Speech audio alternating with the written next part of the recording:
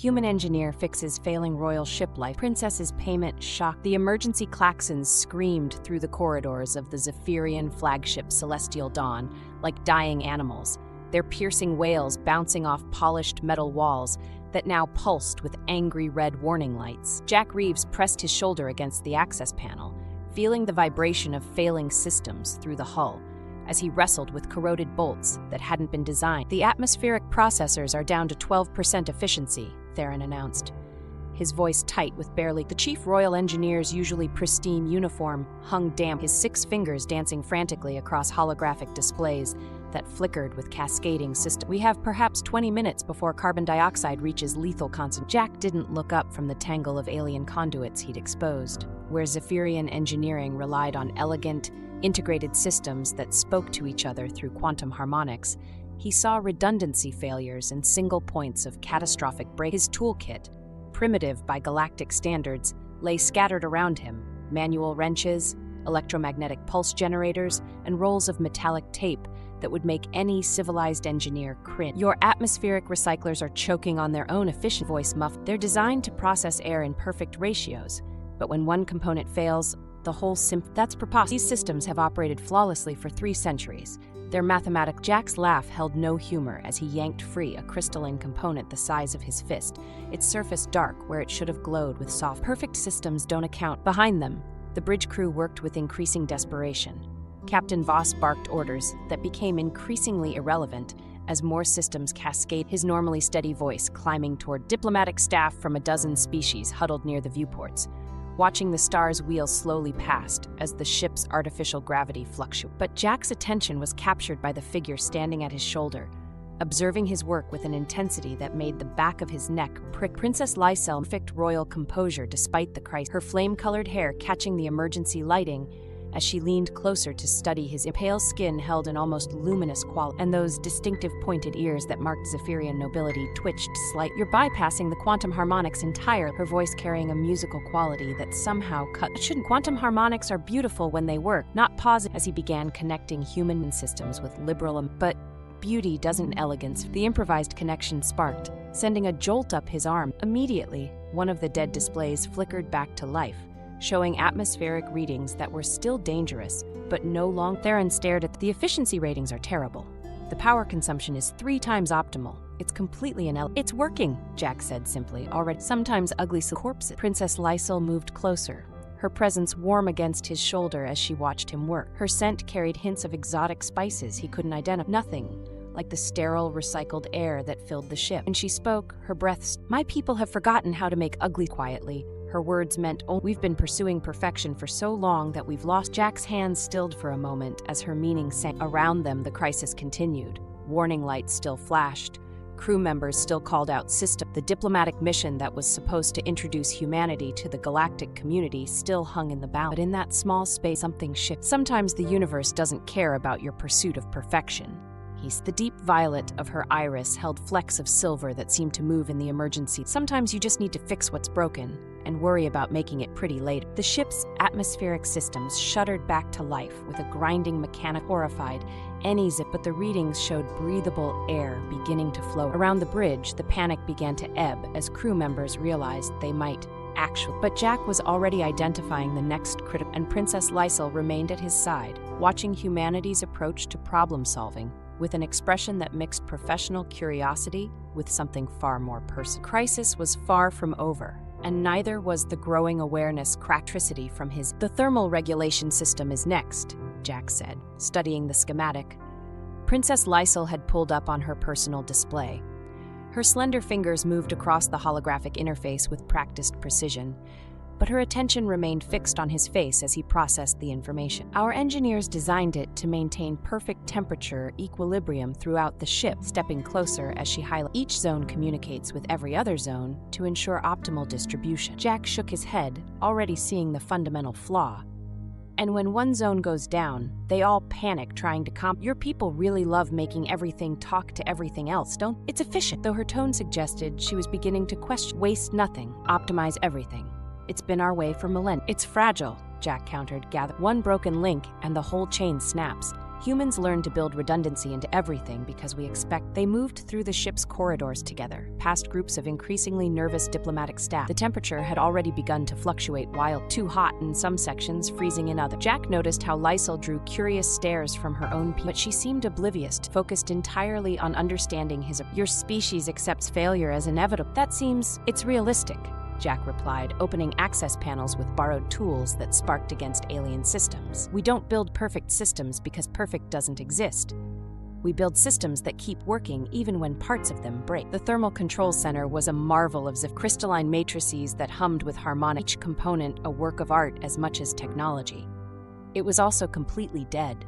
The beautiful crystals dark. Theron spent 6 hours trying to repair, watching Jack ignore the elegant control interfaces entirely. He said it would require complete replacement of the primary mate. Theron's thinking like a Zephyrian, Jack said, pulling out a device that looked like a primitive. Trying to fix the symphony. I'm just trying to make noise. He began connecting his crude heating elements directly to the ship's power grid, bypassing the failed control systems entirely. The elegant harmonic matrix sat unused while Jack's improvised heaters began warming critical. This is barbaric, Lysol's tone held fascination rather than disgust. The temperature distribution will be uneven. The power consumption is enormous. It violates every principle of efficient design. But it worked. Watch. And right now, working beats out. As they worked side by side, their hands occasionally brushed as they reached for the same. Each contact sent a jolt through Jack. Had nothing. Lysol's presence filled his awareness. The way she moved with fluid grace even in crisis.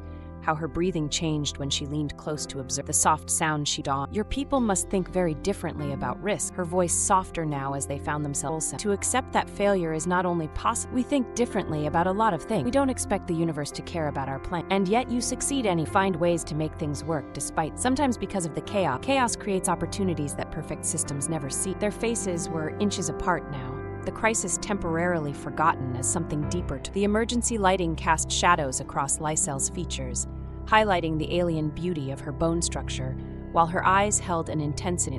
I'm beginning to understand why the ship shuddered as another system failed, breaking the moment, but the awareness. Jack turned back, knowing they had crossed a line that would reshape more. The gravitational stabilizers failed with a grinding shriek that sent everyone on the bridge stumbling as the ship's artificial gravity fluctuated. Jack grabbed Princess Lysol's arm as she nearly fell, pulling her against his chest as loose objects. The gravity generators are in the lower engineering section, Lysol said breathlessly. Her body pressed against his as they navigated the fail will be thrown against the bulkheads when the ship's rotation takes up. Jack's improvised atmospheric and thermal systems were already showing strain, their crude components pushed beyond normal operating parameters by the ship's increasing instability. Warning lights flashed more urgent, and the crew's movements carried the sharp edge of This is what happens when you build everything to work together, Jack said as they squeezed through a maintenance shaft barely widened, their bodies pressed together into fine space. Every movement bringing one failure cascades in. Our engineers called it symphonic design, Lysol, her breath warm against his neck as they crawled, each system playing its part in perfect harmony. Symphonies are beautiful until the violins stop playing, Jack said, acutely aware of her scent and the warmth of her skin through her formal robes. Then the whole thing falls. They emerged into the engineering section to find their sophisticated repair attempts having only accelerated. The gravity generators were housed in a chamber that flickered between normal gravity and any work. It's too unstable, Theron called out as he floated past them. The harmonic free chaotic. We can't establish a repair. Then we don't establish one, Jack said, strapping. Lysol caught his arm. This is incredibly dangerous. If the gravity field collapses while you're inside, then I'll be paced, but if I don't try, we're all. She stared at him for a long moment, something shifting in her expression. I'm coming, Princess. Can and I will, she said firmly. My people need to learn how humans think. They entered the chamber together, their movements synchronized as they navigated the fluctuating gravity. When the gravity disappeared, they floated Jack's arm around Lysol. When it returned, they fell together. People would never accept this level of risk, Jack observed as they worked, their faces inches apart as they examined the failing generator. My people have forgotten that some things are worth risking her eyes. Jack's repair attempt was even more primitive than his previous solutions. Manual overrides welded directly to the generator, bypassing every safe control system. The generators responded with ugly, grinding efficiency, their harmonic frequencies replaced by mechanical noise that made every earshot wince. But the gravity stabilized and the ship stopped its danger. Around them, the crisis continued to escalate as more systems pushed beyond their break. But Jack and Lysol remained in their small bubble. The diplomatic staff is terrified, Lysol murmured as they finally emerged from the end. They've never seen systems that were designed to fail gracefully either. Your people built perfection, but they forgot. As they made their way back toward the bridge, Lysol's hand found her fingers intertwining, a gesture that was both intimate and practical. Two people anchoring each other. The touch sent electricity through Jack's entire, a reminder that some connections couldn't. The ship groaned around them as his improvised repairs struggled systems together. But Jack found himself thinking less of crisis and more about the woman beside. The world was being transformed by humanity's chaos. Jack's handheld scanner detected the anomaly buried in a tiny device that didn't belong. Its energy. His blood went cold. Lysol, he said quietly, not wanting. She leaned over his shoulder. Her warmth, a stark contrast to the sharp intake of breath, told him that's a cascade amp. Military. It's designed to turn small systems. Someone wanted this ship to die. Voice barely audible. Everyone on the device had been masterfully placed. Its activation timed to coincide with the diplomatic summit.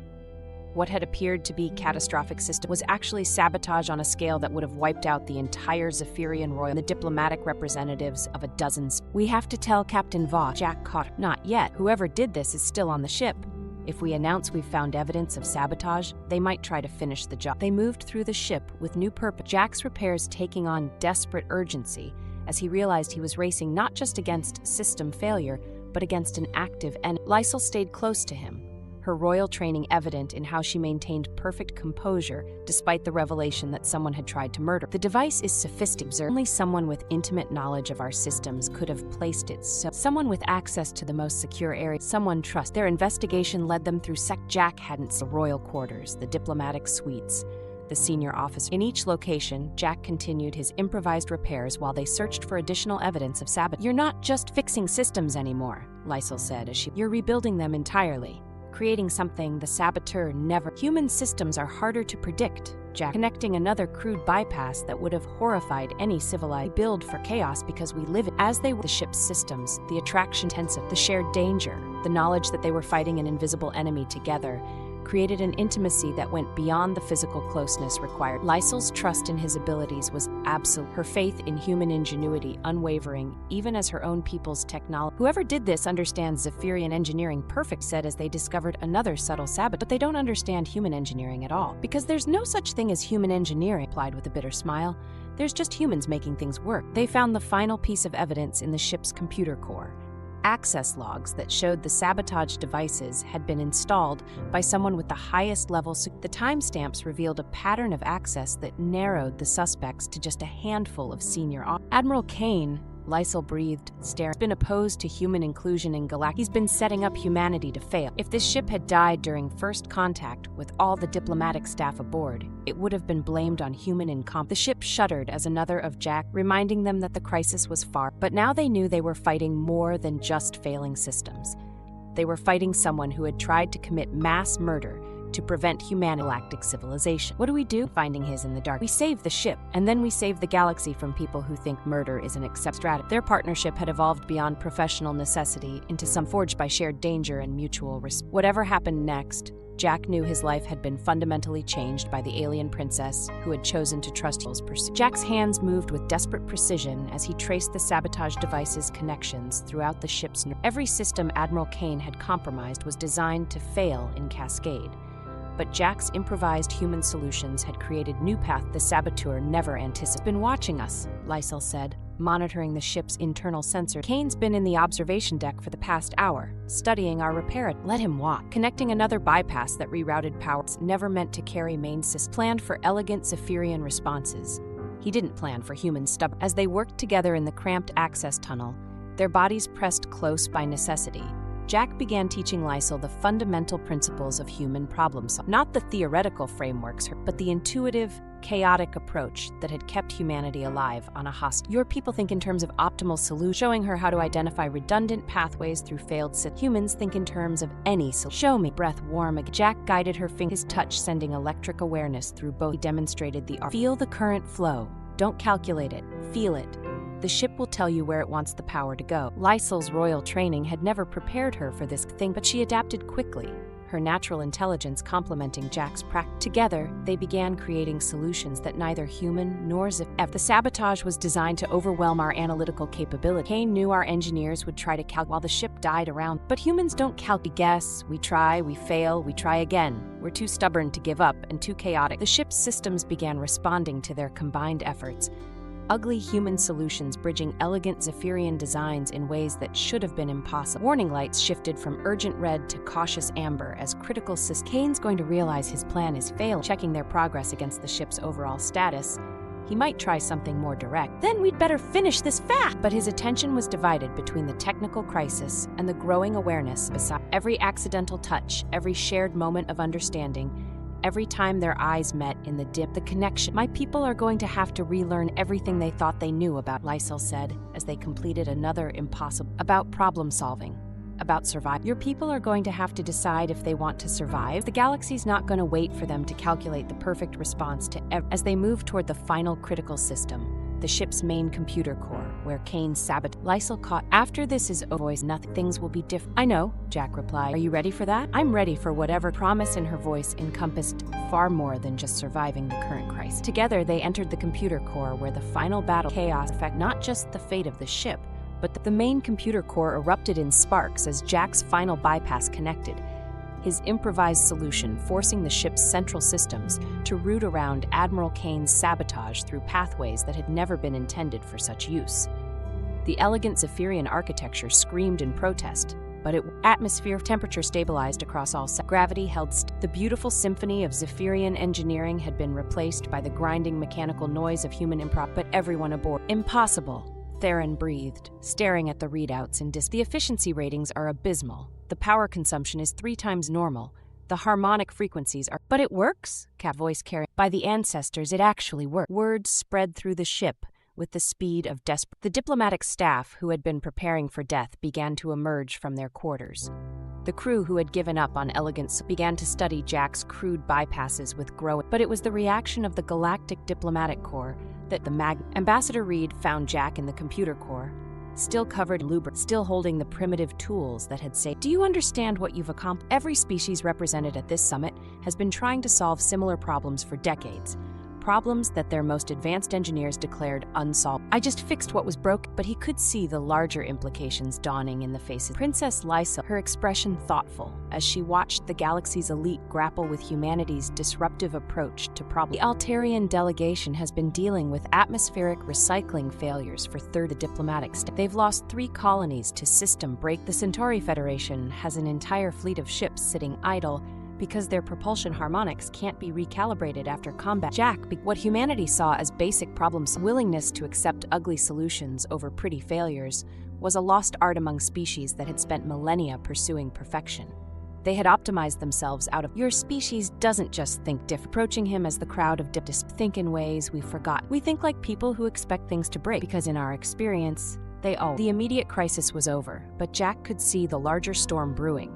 News of his success was already spreading beyond the ship, transmitted to capitals across the galaxy. Humanity had just demonstrated capabilities that entire civilizations needed, and that would change everything about their planned integration into galactic society. The Summit Council is requesting a full technical brief. They want to understand how human engineering principles other criticals. They want to understand how to think like humans. Lysel, her eyes meeting Jack that made his breath, and I think I might be able to... The promise in her voice went far beyond tech as the ship's systems hummed with their ungainly but effect as the galaxy's most advanced civilizations began to grapple with the revolutionary concept of accepting imperfection.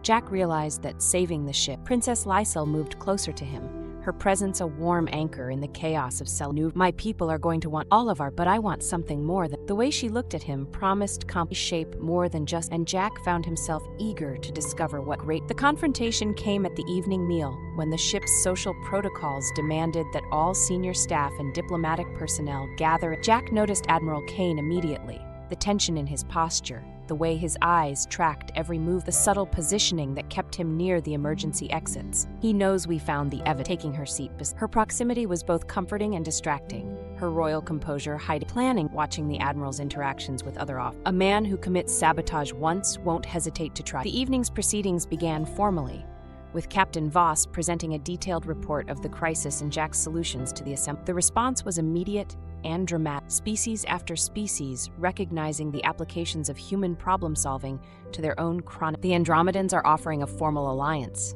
Ambassador. 3 different civilizations want to establish the economic implication. Jack's attention was focused on Admiral, who had grown increasingly agile. When the Admiral finally stood to address, voice carried, "We're celebrating the complete abandonment of scientific principles. These so-called repairs are nothing but primitive jury-rigging that will fail catastrophic. The repairs are working."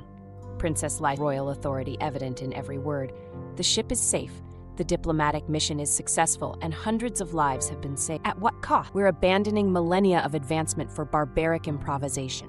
We're teaching the galaxy to accept failure instead of striving. We're teaching the galaxy to survive." Standing to face the Admiral direct, "Something your pursuit of perfection, nearly." The accusation hung in the unspoken but understood by everyone present. Kane's expression shifted from anger to something more dangerous, and Jack realized the confrontation was about to escalate. "You're suggesting I sabotaged my own ship's," voice carrying a deadly quiet. "I'm stating it as fact. Producing the cascade amplifiers don't install them, the access logs don't." The proof was overwhelming. Timestamps, security codes, technical specs would only have been obtained through the highest. As the evidence was presented, the dining hall erupted in shock. Diplomatic protocols forgotten in the face of attempt. "You tried to kill everyone on this ship." Royal composure finally cracked. "Tried to kill me to prevent humanity from joining galactic civilization." Admiral Kane's response was swift and violent, his hand moving to the ceremonial weapon at his side. But Jack had anticipated his human reflexes and willingness to accept inelegant solutions serving him well as he tackled the Admiral with the same improvisational approach he brought to engineering problems. The fight was brief but brutal, ending when Captain Voss and his security team restrained. As Kane was led away in restraints, his final words carried a warning that chilled everyone present. "You think you've won, but there are others who will never accept human barbarism corrupting galactic civilization. This is just." The political ramifications began as the assembled diplomatic corps grappled with the revelation that one of their own had attempted genocide. But for Jack, the most important from Princess Lysel, who moved to his side as the chaos swirled around. "The galaxy is going to be very different now," she said. "Are you ready for what comes next?" "With you?" Jack, ready for any. The promise suggested that surviving sabotage and political intrigue had been only the first. Princess Lysel's quarters aboard the flagship were a study in elegant Zephyrian design. Flowing curves that seemed to grow from the ship's structure itself. Surfaces that caught and held light in ways that created an atmosphere of Jack stood in the center of it all, still wearing his grease stain, feeling like, "You saved my life," Lysel said. Cabinet that held what appeared to be ceremonial items. "You saved this ship, these diplomatic missions, possibly the future of galactic civilization. Honor demands that I offer appropriate compensation." "I was just doing my job," Jack replied, though his awareness of her was anything but professional. The way she moved through her private space, intimate setting, the growing everything suggested this conversation was heading somewhere that would change. "Your job was to serve as a technical consultant." Turning to face him with some, "What you did went far." Jack recognized the object she held, a Zephyrian bonding circlet, its metallic surface inscribed with flowing script that seemed to. The implications hit him like a physical. "The traditional payment for saving a royal's life is the offer of permanent bonding," she said, her voice steady despite the magnitude of what she was proposing. "Marriage, a formal alliance between our families." The silence stretched between them as Jack processed what she was offering. Not just personal partnership, but political alliance on a scale that would reshape humanity's place in galactic. The economic implications alone were staggering. But the person can't be serious. The scandal alone would destroy both our. The scandal would establish humanity as equals rather than supplicants, Lysa. "My people respect strength. What you've accomplished here demonstrates that humanity possesses capabilities we need. A formal alliance through marriage would cement that." "And what about what you want? Not what honor demands or politics. What do you?" For the first time since Lysel's royal composure cracked, revealing the woman. "I want to learn everything quietly. I want to understand how you think, how you approach problems, how you refuse to accept that anything is impossible. I want to be part of the revel." "That's not the same thing as wanting me," though his body's response to her nearness suggested his own. "Isn't it?" she asked, stepping close enough that he could feel the warmth. "Everything I want to learn, everything I want to understand, everything I want, it's all." What the bonding circlet caught the light inscribed surface seeming to pulse with its. Jack understood that except it would mean becoming the bridge between two civilizations. The living great. The other diplomatic scant though his resistant moment. "The other diplomatic delegations will be envious," Lysel. "Every species at this summit now understands what humanity can offer. They'll all want their own connections to your." She held out the circlet, its weight seeming to represent all. I'm offering you partnership in every sense, she said, her voice carrying an intimacy that made his breath personal, political, professional. The chance to help reshape the galaxy's approach to problem solving. The chance to ensure humanity's voice is heard in every major decision affecting galactic civilization. And if I say yes, knowing his answer but needing to hear all, then tomorrow morning the galaxy wakes up to discover that a human engineer has become consort to a Zephyrian princess. Lysel replied with a smile that promised both real revel. The announcement of the betrothal sent shockwaves that made the ship's original crisis seem like a minor tech. By the next morning, emergency communications were flooding in from a dozen homeworlds, each demanding explanations for this unprecedented. The Altarian delegation is threatening to withdraw from the summit, Ambassador grimly as he briefed Jack on the mounting political crisis. They're calling it an contamination of royal bloodlines and demanding that Princess Lysel be declared unfit for success. The Centauri Federation is taking the opposite, Boss added. They're offering formal alliance proposals to every human colony they can contact. They want their own connections to human innovation before the Zephyrians gain too much. Jack stood in the ship's observation deck, watching stars wheel past while political chaos erupted. The bonding circlet felt heavy on his finger, its inscribed surface warm against his constant reminder that his personal decision. Having second thoughts? Princess Lysel asked.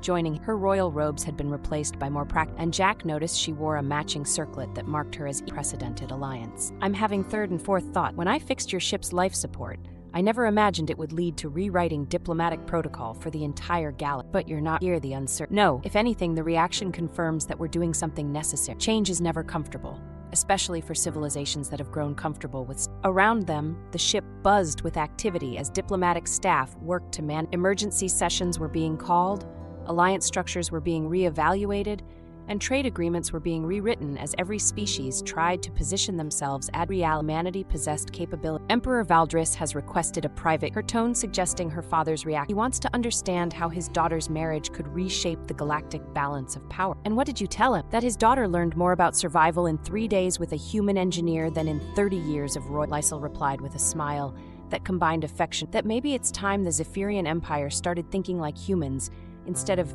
expecting humans to think. The personal moments between them had become precious commodities. Every conversation was watched, every gesture. Their relationship had become public property before they'd had time to understand it themselves. The Andromedans are proposing a formal engineering exchange. They want to send their best technical minds to Earth problem-solving method. And the Vega Collective wants to establish joint. They're offering unprecedented action laboratories in exchange for human consult. The offers kept coming.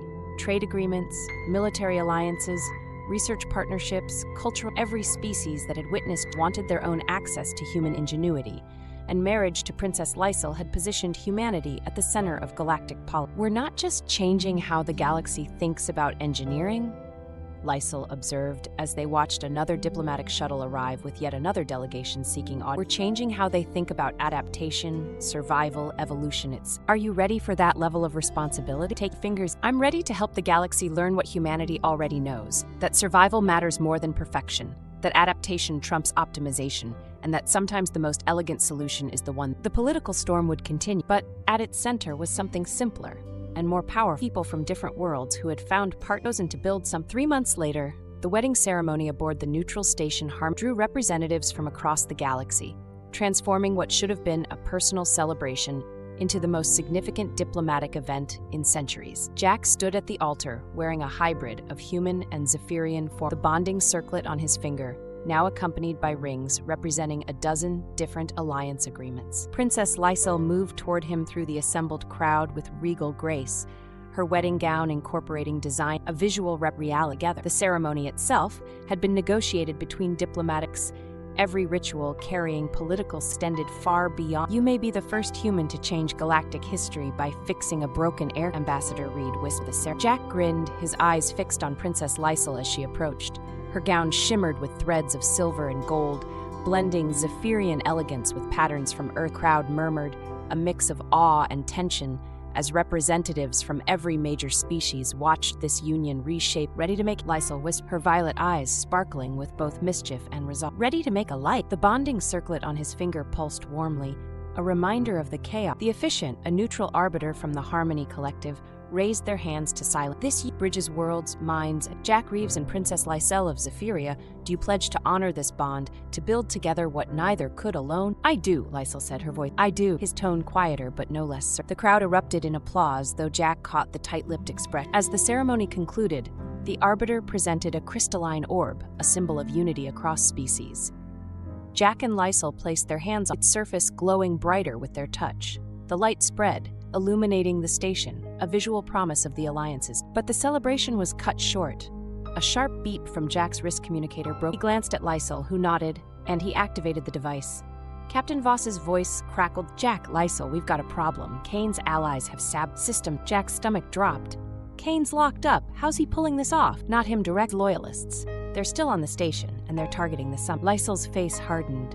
They want to stop this. Jack grabbed her hand. Then let's stop. They moved quickly, weaving through the panicked crowd to the station's engineering. Diplomats shouted, security teams scrambled, and the lights flickered as power fluctuations shook the station. Jack's toolkit, still battered from the celestial dawn, hung at his. In the engineering bay, they found chaos. Engineers from multiple species argued over failing consoles. Their holographic displays flashed. Theron, the spotted. The power grid's been rigged with cascade amp, just like the ship. It's Kane's play. Jack knelt by an access panel, prying it open with a grunt. They're counting on us to overthink. Lysel crouched beside him, her gown trailing in the grime. Show me what to do. He handed her a wrench. Feel the vibrations. Find the. Don't calculate, just trust. She hesitated, then nodded. Hands moved clumsily at first, but soon she was keeping pace, her royal precision blending with Jack's improv. They worked in sync, bypassing the sabotage systems. Human stubbornness. This is madness. Watching Jack tape a human-made power conduit. It's inefficient, waste, saving your station. Help or get out. Theron blinked, then grabbed a tool and joined. Three worked, the station's hum growing steady. Lights stabilized. Word back to light. But Jack's scanner beeped again. Another device. It's in the summit. Lysel's eyes wide. Orb. It's the perfect target, symbolic and central. They sprinted back to the chamber, pushing through crowds of diplomats now evac. The crystalline orb still glowed on its pedestal. But Jack's scanner climbed onto the platform. Lysel right behind. Careful, she said, her hand on his arm. If it's rigged like the ship. I know, Jack said, already prying open the orb's base. Inside was a tiny pulsing device. Its energy gotcha. He worked fast, his hands steady despite the stakes. Lysel handed him tools, their movements a silent dance honed by their time on the. With a final twist, Jack disclosed. The chamber fell silent, diplomats staring in awe. Jack stood holding the deactivated sab. We make a good team. She smiled, pride. We always have. Security teams swarmed in, led by Captain Voss. We've rounded up Kane's loyalists. They confessed. Kane's network wanted to destabilize the summit, keep humans out of galactic politics. They failed. This union stands, and so does. The summit resumed, but the atmosphere had changed. Where there had been skepticism, there was now respect. The Altarians withdrew their leader, approaching Jack. Formal bow. We misjudged your people. We'd like to discuss a partnership. Your methods, Jack nodded, squeezing Lysel's hand. We're open to talk. As the summit continued, offers poured in, trade deals, research partnerships, even invitations for Jack to teach human problem-solving on The galaxy was waking up to humanity's value, and Jack and Lysel's marriage was the spark. That night, in Lysel's private quarters on Harmony Point, they finally had a moment alone. The chaos of the day had settled, but the weight of their new reality lingered. Lysel stood by the viewport. Stars reflect. We did it. The ship, the station, the summit. You changed everything. Jack wouldn't have done. Turned. Her fingers brushed. This is just the beginning, isn't it? Yeah, Jack, but we'll face it together. Human chaos, Zephyrian element. She laughed, a sound that warmed him more. I wouldn't have it any other way. They kissed, the galaxy stretching out canvas of challenges and possibilities. The sabotage was over, Kane's plans thwarted, and humanity's place in the stars secured. But for Jack and Lysel, the real adventure was just starting. A life built on trust, ingenuity, and a love that had already reshaped the stars.